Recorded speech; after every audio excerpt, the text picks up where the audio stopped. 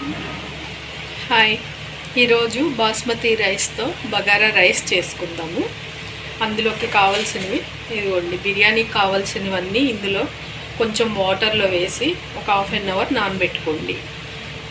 Sir cooker పెట్టి అందులో ఒక 2-3 స్పూన్లు నెయ్యి, 2-3 స్పూన్లు ఆయిల్ వేసేసి అది బాగా కాగనివ్వండి.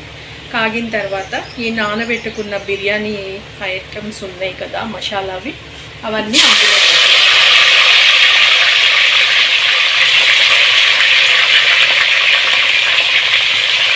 నానబెట్టుకున్న తర్వాత ఆ వాటర్ ఉంటుంది కదా, అది పారబోయకండి. అది ఆ వాటర్ని రైస్లో పోసుకోవచ్చు.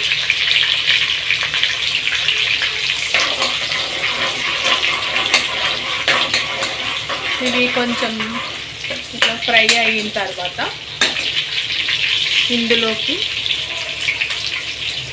ఆనియన్స్, పచ్చిమిర్చి, కొంచెం పుదీనా వేసేసి దీన్ని కొంచెం ఫ్రై అవ్వనివ్వండి. ఇది కొంచెం ఒక 5 మినిట్స్ వేగిన తర్వాత ఇందులోకి అల్లం వెల్లుల్లి పేస్ట్ వేయండి. ఇలా వేగిన తర్వాత అల్లం వెల్లుల్లి పేస్ట్ వేసుకోండి.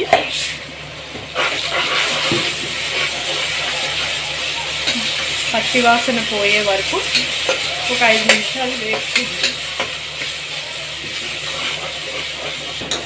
ఇలా వేగిన తర్వాత పచ్చివాసన పోయే వరకు వేసుకొని ఇందులో గ్లాసుకి గ్లాసున్నర లెక్కన వాటర్ కొలిసి పెట్టుకొని నీళ్ళు పోసేయండి.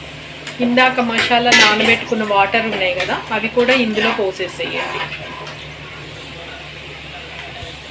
వాటర్ పోసి ఇందులో 1.5 స్పూను సాల్ట్ వేయండి.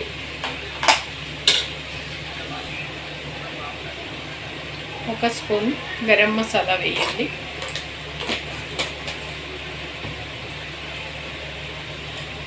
కలిపేసి ఒక 5 మినిట్స్ మూత పెట్టండి, వాటర్ వేడయ్యే వరకు.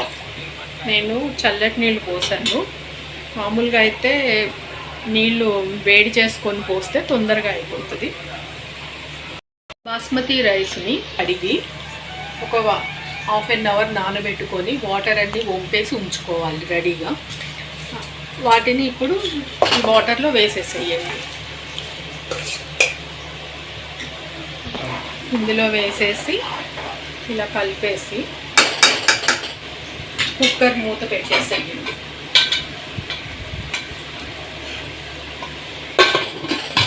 కుక్కర్ మూత పెట్టేసి వెయిట్ పెట్టండి. 2 విజిల్స్ రానివ్వండి.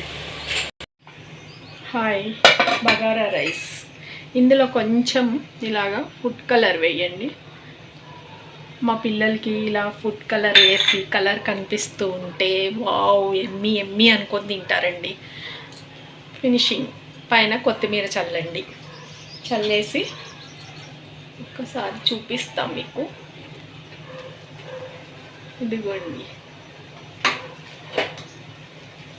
చూసారా?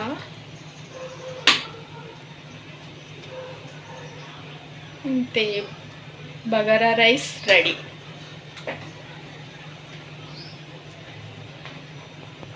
అయిపోయింది.